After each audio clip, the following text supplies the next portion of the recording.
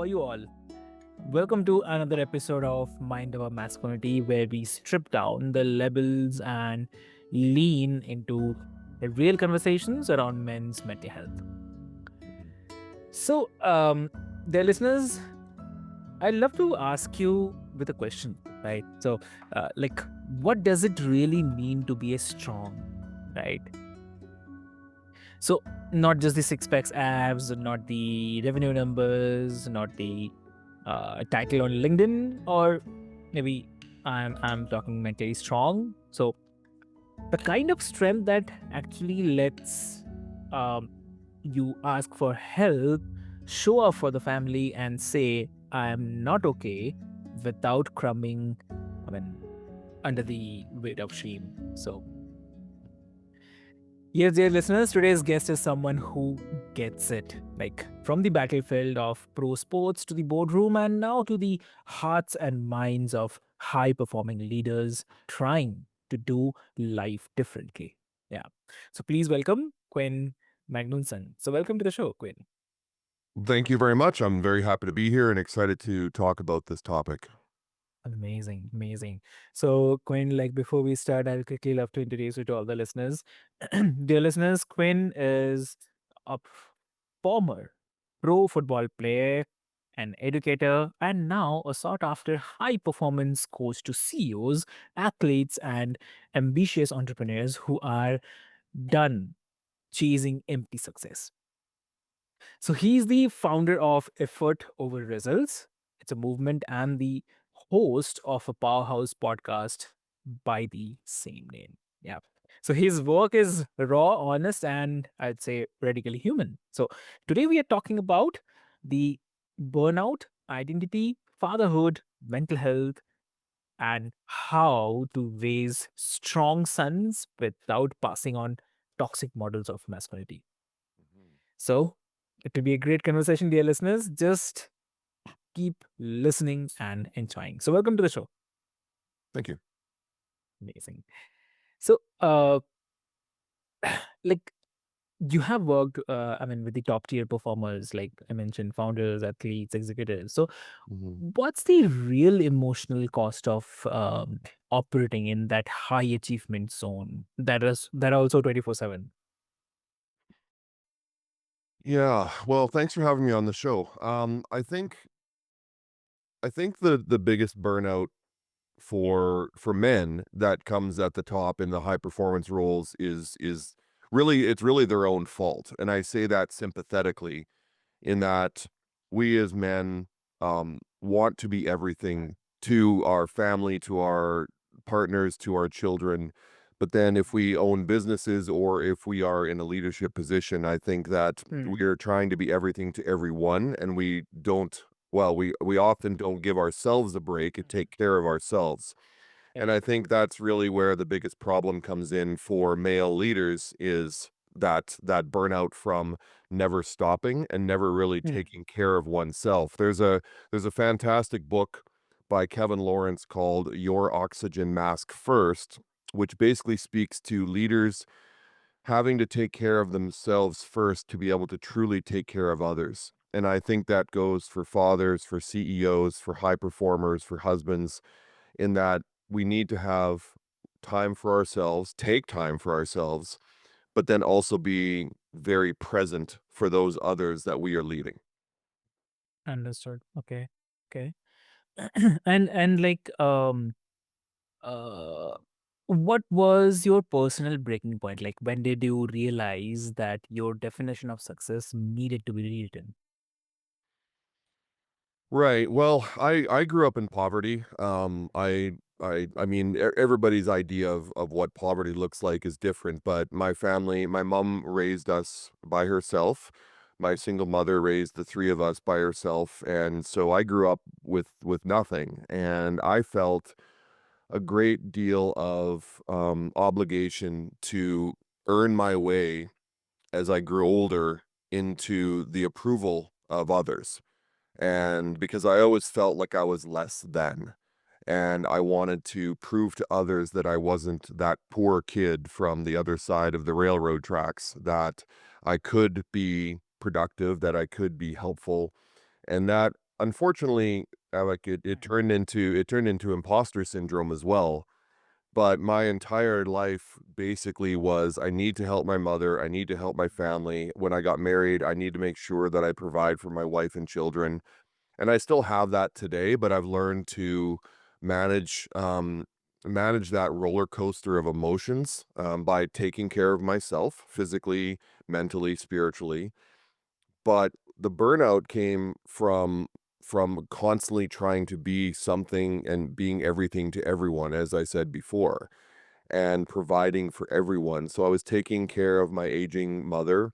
I was providing for my wife and kids, and it was never enough. And I felt like I had to keep doing more and more and more until in 2008, I was at a business conference for the franchised company that I worked for.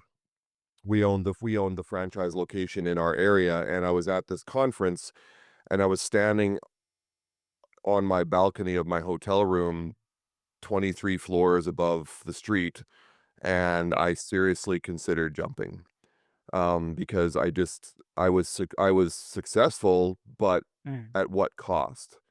And I felt like I was still a disappointment. I felt like I still hadn't done enough.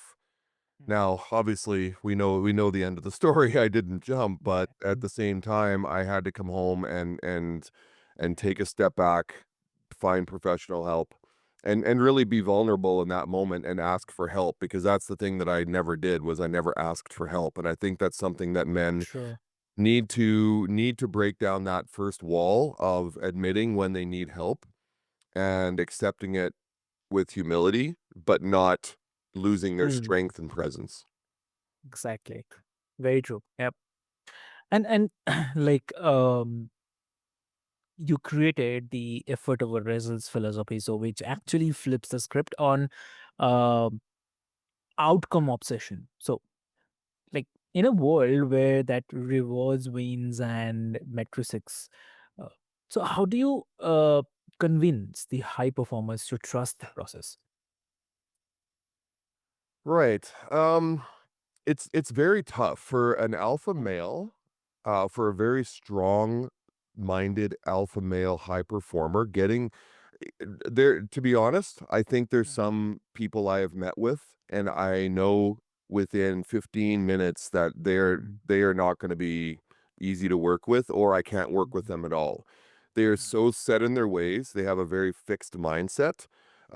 They don't wanna grow, but they say that they do. So it's all mm, talk, and or they're doing it because their friends or family are telling them to do it. So really what needs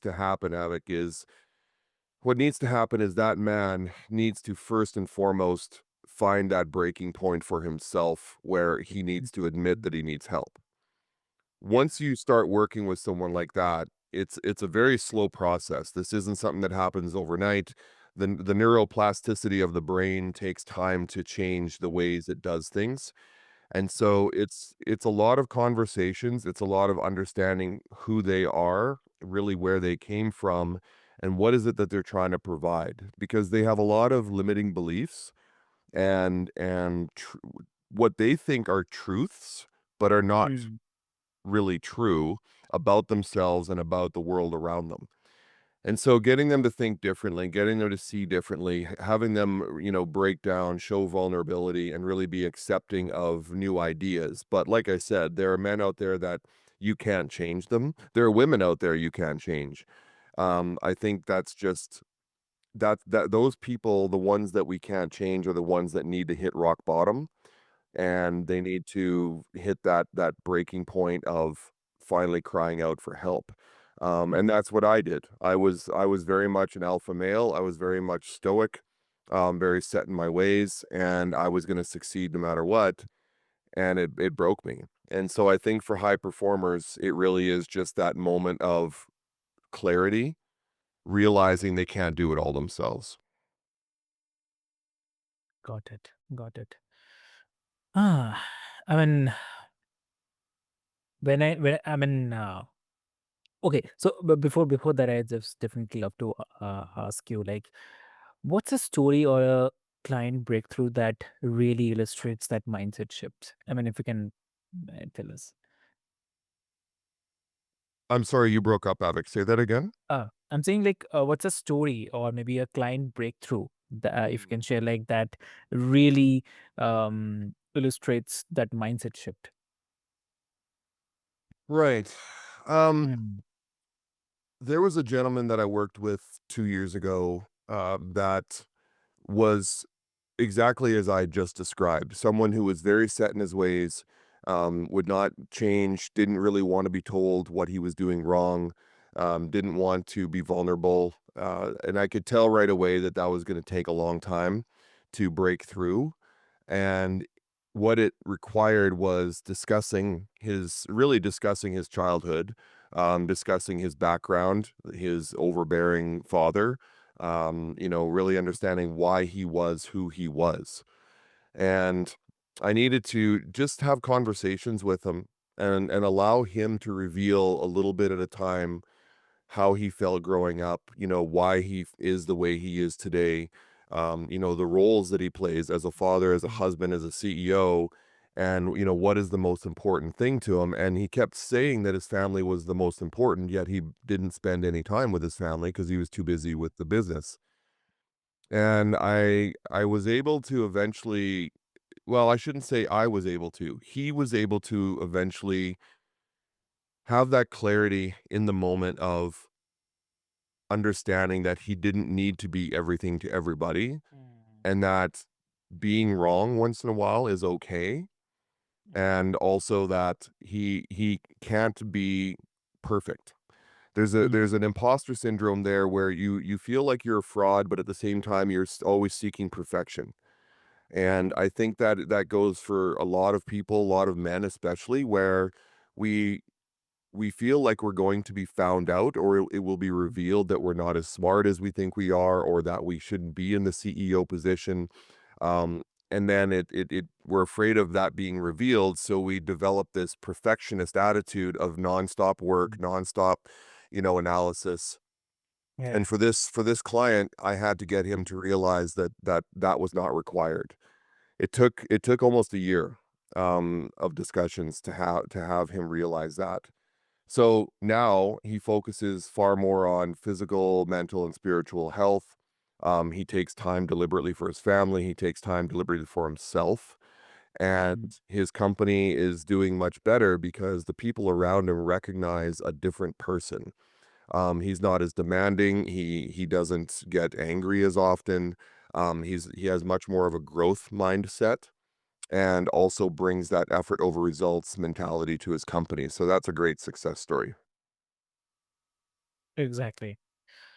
I mean, when I stopped chasing perfection and leaned into the process, I mean, especially in the business, things actually started to heal. I mean, it's definitely like the peace finally showed up when I stopped sprinting. So, yeah, definitely. Hmm. And also, I mean, this might sounds contradictory, but it's actually not. Like, uh, I mean, isn't there a danger in too much softness in the leadership? Like, uh, at what point does vulnerability stop being uh, strength and start becoming a liability in high stakes environments? So, what do you say? Are you asking if Yeah. being too strong can be a liability? Oh, yes, yes. Okay. Absolutely. Um, and this is where, I'm 54 years old, and not my generation, a little bit, but more my father and grandfather's generations are the ones that really brought that leadership came from power and fear. And it was very rarely out of respect that their employees and the people around them would respect them because they earned the respect. It was more because they feared Yeah. them. And that's the 20th century mentality of a business owner or CEO is demand, demand, demand, yell and scream, threaten people with their jobs, and basically, churn through a bunch of employees and people around you because nobody stays. Today, that is completely different and it doesn't work. Leaders of today have to be open-minded. They have to have growth mindset. They have to allow people to make mistakes. They have to be much more diligent even in the hiring process of who they bring onto the team. There has to be psychological safety in the workplace. People need to come to work every day knowing that they're quote unquote safe. Feeling like they can say what they need to say, that they can challenge leadership and ask questions, that they can make a mistake and not be punished for it. And that's something that that the millennials and Gen Z generation have really brought into the workplace. And this is why there is such a struggle for for the for the boomer generation, the Gen Xers have with the Gen Zs, right? So being too strong now doesn't get you anywhere at all. It doesn't mean you need to be weak. People need to understand that weakness isn't shown just because you're not strong. You can still have presence, you can still have a strong personality in the sense that you are driven, you are committed, but you need to be committed to your people first. Because when you have employees, whether it's 2 or 202, they are the most important resource in your company. And taking care of them and making them feel like the work is their second home, that they are psychologically safe, you will get so much more out of them. You will get more productivity, more efficiency, more creativity and innovation. And this is where a strong leader every once in a while needs to admit their mistakes. Every once in a while needs to share with their staff or individuals times when they felt not so strong. People and I lean to fatherhood for this because I feel like women want their husbands to make them feel safe. That's really the number one thing. Are you taking care of me and my children? Are you making us feel safe? That is the number one quality of a good father. And it's important for I think men even in the workplace who are leaders to provide that same strength and safety, but not overbearing. Right? They need to make people around them feel safe, like they hear them, they understand them. So when they're talking to somebody, they're truly trying to understand them, and just providing an environment where others feel like they can just be themselves, be them their genuine, authentic selves. And so this is where, yeah, that being too strong, meaning, being angry or yelling or demanding or expecting results all the time doesn't work anymore. And this is what I'm trying to bring to the workplaces that I go into. That's so lovely, I would say. That's really lovely to say. And I really love the way you given the example, like how millennials and the Gen Zs had brought this culture, and how for the boomers and the Gen Xers are actually facing it. So definitely, it's a very good example, I would say. Yeah. Right. Yeah. And also, like, one more thing, like, I mean, some people they argue that mental health conversations are uh, becoming a kind of scapegoat for underperformance. So, what do you have to say on those who believe that toughening up is still the answer? Mm. Well, I would say to them, let's see how long that lasts. Um, I mean, there may be some environments, like I think in sports, professional sports, I think that's where these athletes and even myself when I played professional football, you didn't get to the top of your sport and get to the professional level without having a coach yell at you, demand of you. Like all professional athletes are highly alpha male, alpha female, highly driven. They want results. It's all about results. Sports is the one area where we can't ignore results because it's how we measure against each other, both as teams and as individuals. And I think that's the one environment where that demanding of results culture still works, but largely because the entire population, and what by population I mean the team, understands what the goal is, and they're Mm, bought in and they're being paid to do it. Whereas in a business, in a company, Not everyone's bought in. Yes, they're getting a paycheck. Yeah, and this is why it's important to get your people to buy in. But for some people, it's just a job. So if you're going to yell at me and demand results and treat me poorly and not create a psychologically safe environment, I'm going to quit. I'm just going to leave. And so that's where it doesn't work. But yeah, on the sports field, it's different, and this is why when I work with CEOs and high performers who were formerly high performance athletes, I have to get them to find that balance because they will always say, "Well, my coach always yelled at me. Why can't I? Why is it wrong for me to get upset with my demand more of my?" Mhm. I said, "You can demand." You can say to your people, we need to get more out of you, but you need to do it in the right way. So that's the biggest difference between the business place and the sports field and in our families. Like I realized being an overbearing, grumpy, angry father was not working. I demanded a lot of my kids growing up. I controlled them too much, and it took me till they were in their teens for me to realize that that wasn't right. And so I think for all men as fathers and as, leaders, coaches, educators, that we need to take a step back and really try to understand what is growing the people that we're trying to lead, not just what is going to drive them there. Mm. Very true. Very, very true. Yeah.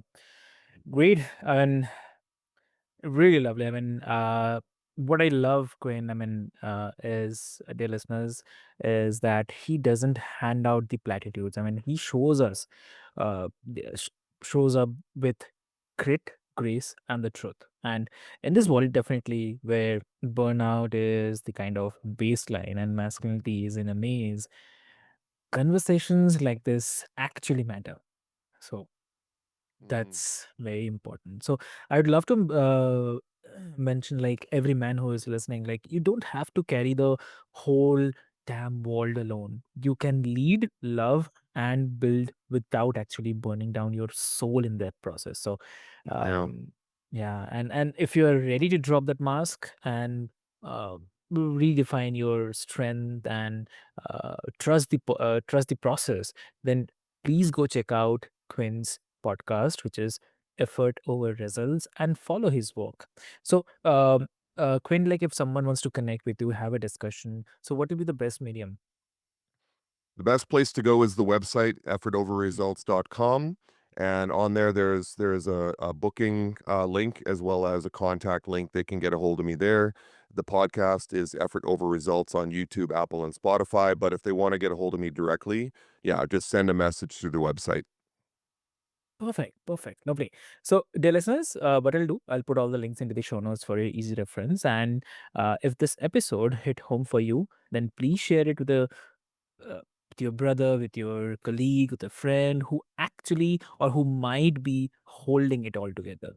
So, uh, because healing isn't soft, it's actually strong, and real masculinity that starts with truth. So, with this hope, until next time, keep your mind open, your heart grounded, and also remember that there is profit in all the labor. So, thank you so much.